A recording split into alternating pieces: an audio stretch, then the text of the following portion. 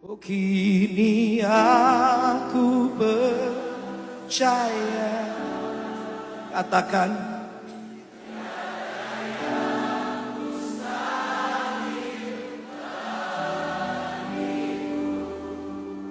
kuasamu, kuatkanku, jasaku berharga.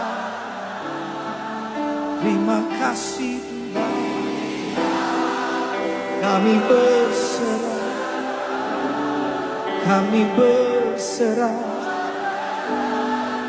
Nah, ini yang perlu ada pada kita, ya.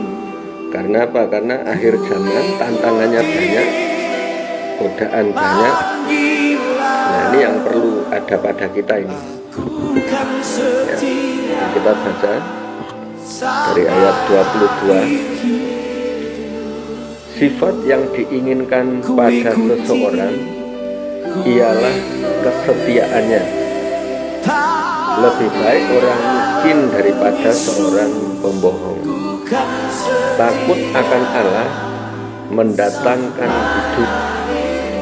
Maka orang bermalam dengan puas tanpa ditimpa malapetaka. Nah, ya. Jadi ini yang penting ada pada kita, apa yang dimau oleh Tuhan. Nah, ini sifat yang diinginkan pada seseorang ialah kesetiaannya. Ya, kesetiaan itu penting, kita harus miliki. Karena banyak orang pintar, orang yang hebat, tetapi banyak yang tidak setia. Gitu ya. Jadi yang terpenting ini, sifat yang penting. Nah, karena kesetiaan, nah ini tidak banyak orang memiliki. Gitu ya. Jadi dikatakan sifat yang diinginkan pada seseorang ialah kesetiaannya, ya, yang paling diinginkan. Karena lebih baik orang miskin daripada seorang pembohong. Nah, supaya kita memiliki kesetiaan ini yang pertama ini ayat 23, takut akan Allah. Nah, terus supaya kita terlindung dari segala sesuatu yang akan menimpa seluruh dunia ini. Nah, ini cuma takut akan Allah, mendatangkan hidup. Mendatangkan hidup ini artinya ada pemeliharaan dari Tuhan. Pertolongannya yang tepat waktu itu dikatakan mendatangkan hidup. Maka orang bermalam dengan puas. Nah, orang bermalam dengan puas. Coba sekaya apapun, tapi kalau tidak bisa istirahat, waktu istirahatnya terganggu, ya, istirahat ini sering terganggu. Ini pernah ada seorang kaya raya yang begitu dia perjalanan agak jauh sampai keluar kota, terus dilihat dia melewati rel kereta api, melewati jalan-jalan tol itu di jembatan-jembatan layang. Dia melihat banyak orang-orang gelandangan, orang-orang miskin ini bisa tidur terlelap gitu, senang gitu, ada ketenangan, sepertinya damai gitu. Nah, ketika orang kaya ini lewat, dia berpikir seperti ini, wah senang ya orang seperti ini gitu. Ini tidak bisa dibeli dengan uang katanya. Ketenangan ini tidak bisa dibeli. Jadi punya uang sebanyak apapun atau sekaya apapun, soal ketenangan hidup, ya, damai sejahtera, ini tidak bisa dibeli dengan uang. Nah, ini makanya takut akan Allah mendatangkan hidup. Nah, ini maka orang bermalam dengan puas, dia akan istirahat dengan puas, ya, tanpa ditimpa malapetaka. Nah, terus ada satu lagi tentang kesetiaan ini, karena untuk malam ini, nah, supaya kita hidup sesuai dengan firman Tuhan, yaitu tentang kesetiaan, ya. Nah, ini coba kita baca Yesaya 11 ayat 5.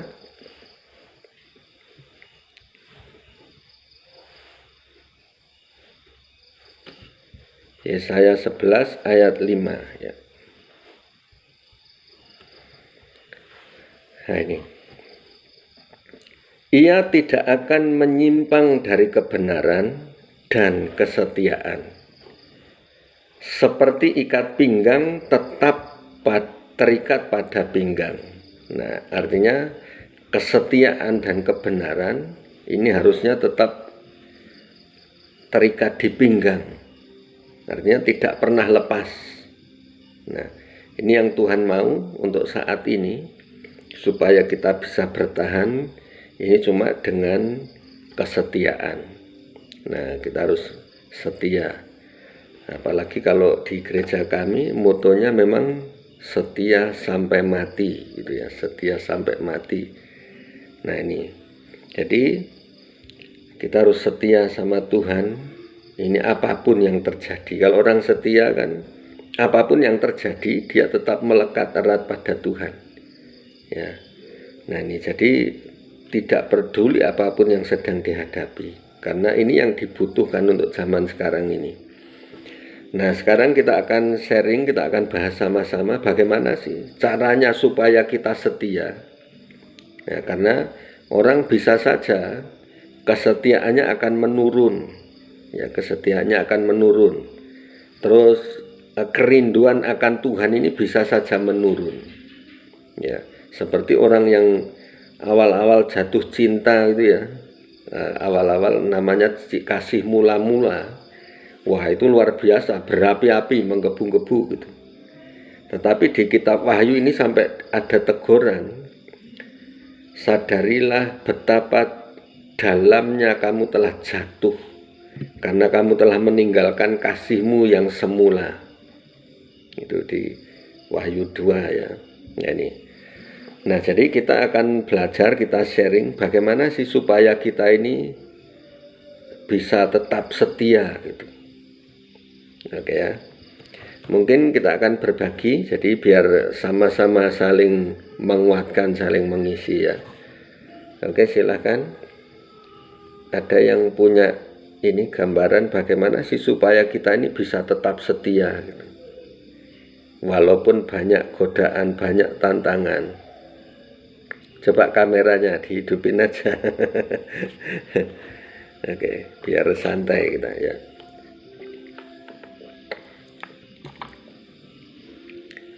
Oke, ada yang sudah punya jawaban bagaimana supaya kita ini tetap setia gitu. Kalau bagi saya sih, kesetiaan itu kalau meninggalkan Tuhan tuh rugi sih, Pak. Bapak tahu sendiri mujizatnya Tuhan ke saya tuh gimana, banyak sekali. Kalau saya meninggalkan Tuhan tuh rugi sih. Ya, oke. Jadi artinya ini sudah menerima kebaikan Tuhan, ingat kebaikannya, ingat kasihnya, kuasanya, supaya kita tetap melekat kepadanya, ya. Mungkin ada yang lain.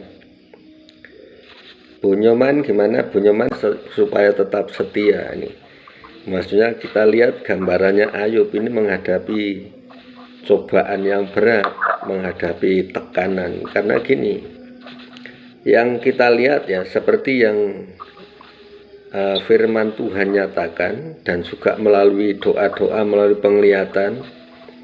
Jadi serangan iblis ini untuk Indonesia, bukan cuma untuk Indonesia, untuk dunia, untuk anak-anak Tuhan, ini semakin keras untuk tahun ini, gitu ya. Jadi yang pertama ditekan itu seperti yang kita sudah bahas, bahwa yang pertama adalah mentalnya, mental. Jadi akan mengalami kekurangan, akan mengalami yang namanya seperti roller coaster, ya. Jadi habis naik langsung turun tajam gitu, ya, seperti dibanting gitu. Nah, ini apakah kita siap menghadapi ini dan tetap setia gitu, gitu ya. Bagaimana caranya? Oke, supaya kita tetap setia ini ada. Jadi kita belajar dari banyak hal ya. Kalau Tuhan Yesus kan memang dia adalah Tuhan, dia itu setia, itu sudah tidak diragukan lagi. Tapi kalau untuk kita yang manusia biasa, ya ini bagaimana supaya tetap setia ya. Nah, kalau anggap saja seperti ke pasangan hidup. Kalau pas awal-awal jatuh cinta itu memang luar biasa gitu, selalu didampingi kemana-mana bareng. Nah, ikut Tuhan kan juga sama. Ikut Tuhan itu waktu awal-awal itu kemanapun gitu, ada KKR, ada apa, selalu ikut. Ada doa ikut. Tetapi begitu ada beban, ada masalah, karena namanya ikut Tuhan Yesus, itu sudah teken kontrak, sudah tanda tangan itu kontrak ya kan, harus berani berperang melawan iblis ya kan, mau ndak mau, siap ndak siap, pasti terjadi itu. Nah, jadi ketika menghadapi ini orang bisa turun kesetiaannya. Nah, orang rasa cinta ke seseorang ini juga kadang-kadang mengalami turun. Coba yang sudah punya pasangan hidup ya, punya istri atau suami, pernah enggak ngalami yang namanya mulai berkurang gitu rasa sayangnya ya kan. Nah, tapi untuk setia ini tinggal bagaimana kita berkomitmen. Jadi untuk hidup tetap setia ini butuh namanya komitmen. Ikut Tuhan kan juga sama, harus punya komitmen ya. Jadi sama seperti ini tadi yang Yesaya 11 ayat 5 dikatakan, ia tidak akan menyimpang dari kebenaran dan kesetiaan, seperti ikat pinggang tetap terikat pada pinggang. Jadi hati yang melekat ya, hati yang selalu melekat kepada Tuhan, ada kesetiaan. Nah, ini supaya tidak menyimpang dari kebenaran, seperti ikat pinggang tetap terikat pada pinggangnya ya, tetap terikat pada pinggang ya. Soalnya ada satu pelajaran firman Tuhan juga soal ikat pinggang yang lapuk. Ada ikat pinggang yang sudah lapuk, ini sudah mulai kendur, sudah mulai gampang putus. Nah, ini harus diperbaharui gitu ya.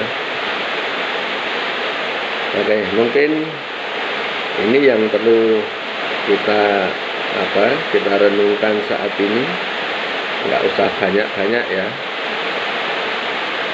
Kita akan sharing secara santai atau mau bisa cerita bebas ya, untuk menghadapi akhir zaman ini ya.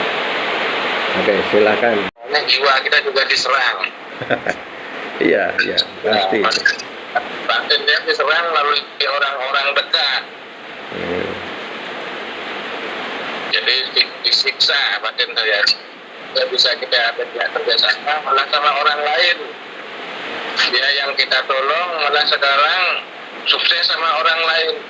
Dia pikir hamba Tuhan itu harus miskin. Karena kejadian dari mamahnya ini justru membuatnya takut, membuat takut untuk mengenal Tuhan lebih dalam. Nah, karena apa? Mamanya mengalami serangan sampai seperti itu, ya kan? Nah, saya bilang gini, kalau yang benar ini kita belajar dari sebuah kesalahan. Apa yang terjadi oleh mamanya ini kan kesalahan apa sehingga Tuhan nggak bisa tolong secara tuntas itu. Padahal bagi Tuhan kuasa apapun, roh jahat seperti apapun itu kan bisa dikalahkan sebenarnya gitu ya. Nah, cuma kadang-kadang butuh keterbukaan. Ini salah satu contoh gini, Ini di Ponorogo waktu itu. Jadi ada seorang perempuan, ini bukan dari orang Kristen lah ya. Nek Mas Kris ngerti di daerahnya apa namanya, Bantarangin. Ya, daerah Bantarangin. Nah, ini kan cukup kuat apanya, aura rohnya ini kan cukup kuat karena ini bekas kerajaan gitu ya. Nah, ini ada sebenarnya masih ada hubungan saudara sih. Nah, ini seringkali kesurupan, orangnya besar gitu. Cewek tapi sangat kuat ini. Nah, pernah sesekali sampai gini, kita doakan kalau orang kesurupan tuh biasanya kita doa langsung selesai, langsung lepas gitu kan. Ini ndak sering nipu juga. Nah, sampai pura-pura keluar dan bilang, kamu jangan nipu saya pikir kamu ndak tahu apa kalau kamu ini masih ada. Terus langsung wah gitu.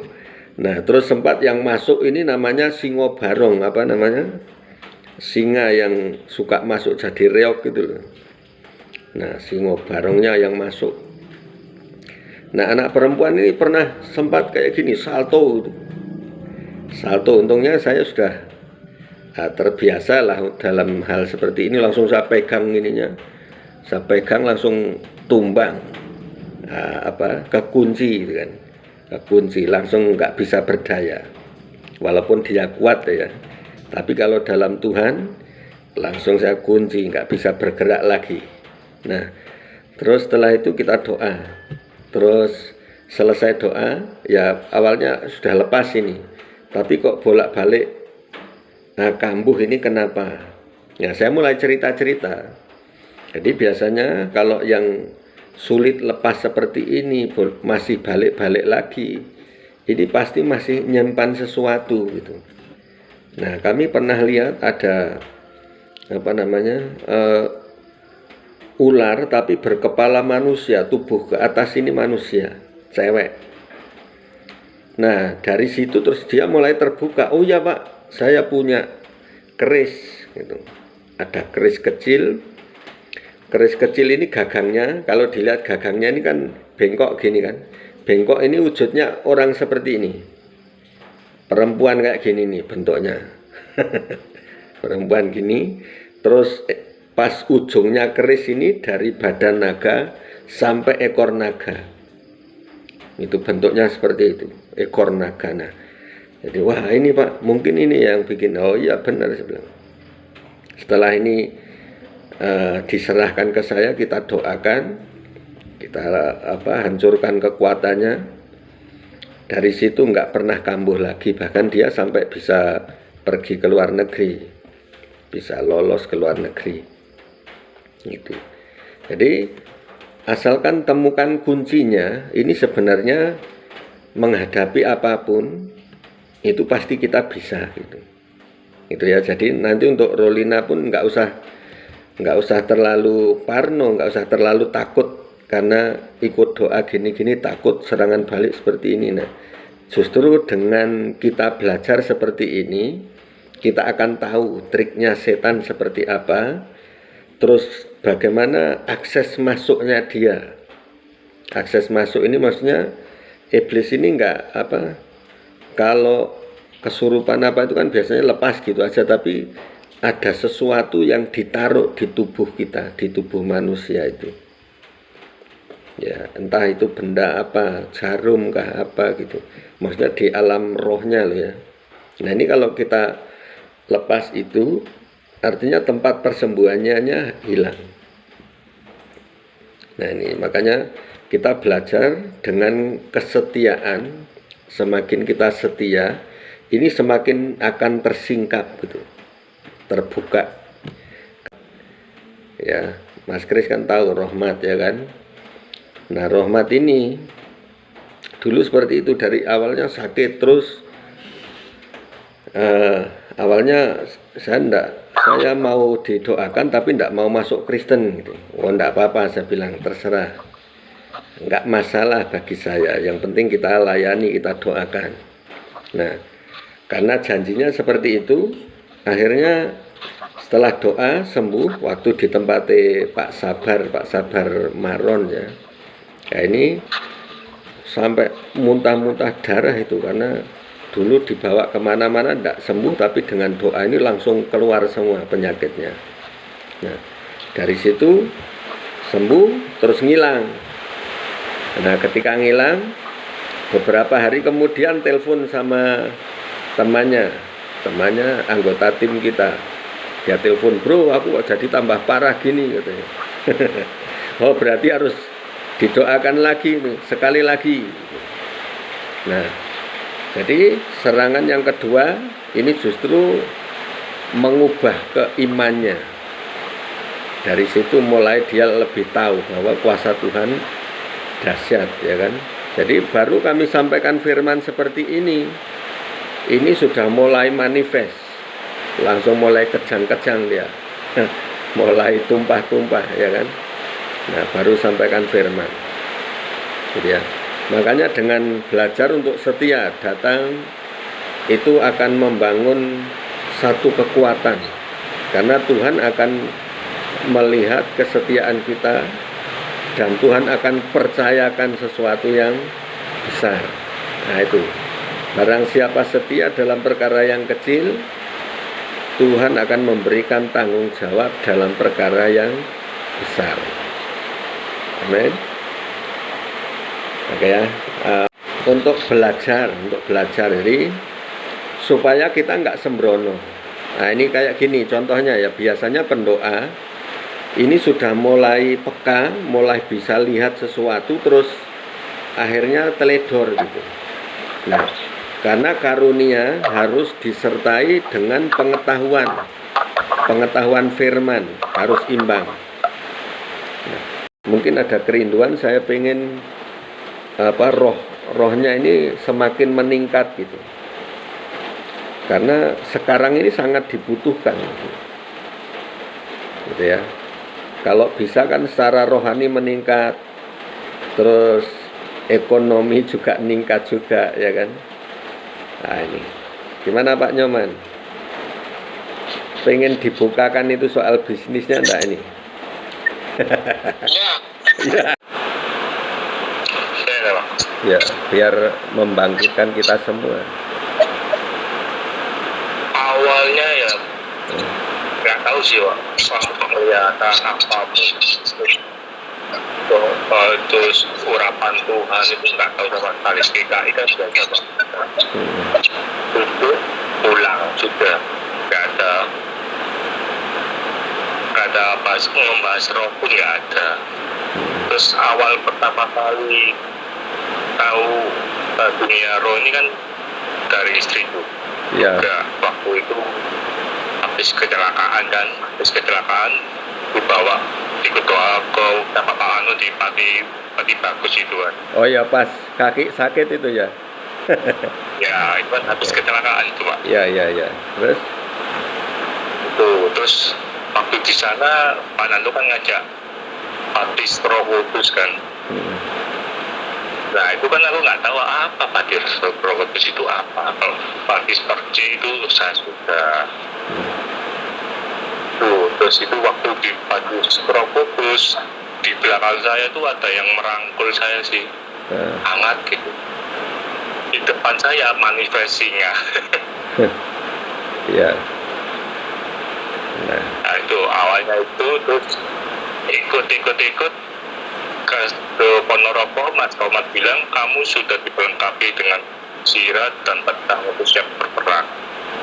Nah, berperang gimana cara berperang awal gitu saya nggak tahu apa kok berperang. Terus penglihatan terus akhirnya penglihatan kayak dikit-dikit dikasih kayak ada bayangan hitam atau apa itu. Lama terakhir itu Pak, di istrinya temannya PB yang komandan Juanda itu loh Pak. Oh ya. Juanda. Nah, itu di sana kan bener-bener istrinya kan bener-bener main itu kan. Iya. Main santet-santetan kan. Iya, oke. Sampai payudaranya diambil dua-duanya. Operasi yang itu ya. Yang provos itu ya. ya propos itu Pak. Hmm. Dari situ aku baru benar-benar dilihatkan gimana iblis itu nyerang. Hmm. Oke. Itu terus ada kerajaannya juga di rumah itu. Hmm. Ya. Pasti baru pertama kali itu sih ngelihat banyak iblis, setan-setan di sana itu. Oke, ya. Ya itu akhirnya sampai sekarang ini ya. Nah, itu ya untuk Rulina yang masih baru-baru. Jadi Pak Ayu pun mengalami dari awal, dari nggak ngerti apa-apa sampai sekarang, ya sampai seperti sekarang. Nah, ini dimulai ya harus setia aja. Kini aku percaya. Katakan Ada yang punya keluhan penyakit mungkin. Ini Pak, anak saya juga tadi malam demam tinggi dari kemarin. Ya ternyata belum bersih Mbak. Di lengannya tuh ada nggak sih Kak Ayu? Aku lihat di lengannya tuh ada rantai besi gitu loh Kak Ayu. Ya itu yang terap. Oke ya. Oke ya, kita doa. Kita lepaskan ya. Dari kena itu. Ada rohnya enggak? Ada Apa? orang yang bisa lihat ya orang tua. Ya itu roh orang mati, maksudnya bukan asli ya. Jadi roh setan yang menjelma. Oke ya. Oke, kita doakan, kita lepaskan. Oke, Bapak, di dalam nama Yesus kami berdoa saat ini. Adapun untuk kuasa-kuasa kegelapan roh yang menempel melekat pada tubuh dari Kak Kristi, dengan otoritas kuasa nama Tuhan, dengan otoritas kuasa-Mu kami nyatakan patah dan hancur, rambut dalam nama Yesus, akar dalam nama Yesus, kita cabut dari tubuhnya. Coba Mbak Kristi sudah bisa rasakan enggak? Untuk anaknya Kayak ada bayangan keabu-abuan gitu Pak, kayak rambut, masih belum kayak rambut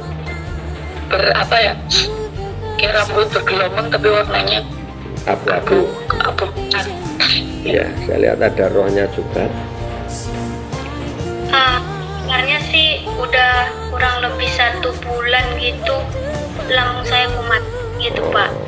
Kemarin udah sempat berobat kusuk gitu kan, lebih suka kusuk daripada ke dokter gitu, karena kan biayanya juga lebih murah kan Pak. Jadi waktu kusuk itu Gini, yang lain nggak ngerti kusuk itu apa. Kusuk itu dipijit, urut. Dikusuk, iya dipijat, diurut. Ya. Pak, itu kan sakit perut aja. Tapi yang tukang pijitnya bilang kalau ulu hati saya itu udah rusak gitu Pak. Gitu, jadi doakan aja. Oke, itu kan baru tukang pijat yang ngomong. Ayo kita cek langsung ya kan. Di sendiri gimana? Sudah lebih ringan ya? Puji Tuhan Pak, udah ringan. Ada muntah juga saya, terus tenggorokan juga sempat Oke, kan berarti udah lega kan langsung. Oke. Ya puji Tuhan, terima kasih Pak. Banyak. Satukan hati, roh, pikiran kami, jiwa kami. Tuhan, satukan kami dalam iman. Satukan kami dalam sebuah pengharapan. Dan saat ini kami memuji menyembah karena Engkau layak terima pujian penyembahan kami. Dan kami berdoa saat ini untuk bangsa kami Indonesia yang kami cintai. Tuhan, nyatakan sesuatu untuk bangsa kami. Apa yang akan kedepannya terjadi, Tuhan nyatakan. Tidak ada yang tersembunyi bagimu Tuhan. Tuhan singkapkan. Nanti memang kesulitan, kesukaran makin banyak. Soal ekonomi, resesi, ini akan terasa sekali kalau di Jawa. Tapi kalau yang di pulau-pulau kecil, yang pertanian, saya kira nggak begitu terasa. Tapi kalau yang pebisnis, nah itu akan terasa sekali. Ya. Tapi padi menguning itu artinya apa Pak? Nanti di ujungnya itu ada banyak padi menguning gitu Pak. Nah itu penuaian besar. Penuaian. jiwa-jiwa. Itu nanti di ujung. Jadi saya lihat tadi itu kayak hamparan sawah luas sekali, terus banyak padi-padi menguning gitu. Tapi itu nanti di ujung, nggak tahu maksudnya itu di ujung tahun atau gimana. Pokoknya di ujung itu nanti, Pak. Kayaknya puji Tuhan lah. Maksudnya ada harapan yang besar. Jadi soal padi menguning ini kan bisa soal ekonomi bisa, atau soal jiwa-jiwa juga bisa. Jadi beberapa versi ya bisa. Oke, coba kita doa lagi supaya Tuhan nyatakan lebih detail lah. Ini kan damai itu. Nah, semua terjadi atas seizin Tuhan dan Tuhan nyatakan dalam nama Yesus Kristus. Haleluya. Amin. Yesus amin. Oke, gimana yuk? Lihat suasana. Indonesia Timur banyak gempa. Terus Terus satu lagi, hanya punya nabung tahun ini, tahun 2024 banyak pengeluarannya terbuka. kayak untuk keuangan juga berpengaruh gitu.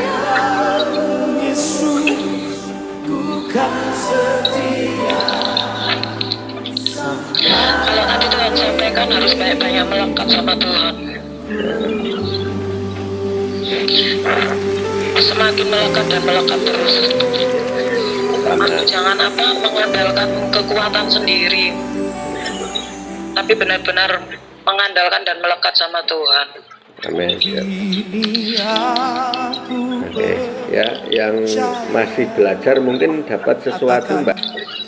Oke, kita akan akhiri doa kita. Karena kasihan yang sudah malam ini kalau Indonesia Tengah ini Tuhan, saat ini yang sakit Tuhan sembuhkan, Tuhan pulihkan. Karena kami percaya di mana kami memuji menyembah Engkau, Roh-Mu bekerja dan Tuhan bertahta atas pujian penyembahan kami. Dan saat ini kami bersyukur atas kemenangan yang Tuhan berikan. Tuhan memberikan jawaban atas setiap masalah persoalan kami, masalah bangsa negara kami, dan juga soal iman kami. Saat ini kami serahkan untuk bangsa Indonesia. Tuhan memberkati, Tuhan melawat. Untuk setiap tim yang ada, tim Menara Doa ini, Tuhan melawat, Tuhan memberkati di dalam nama Yesus.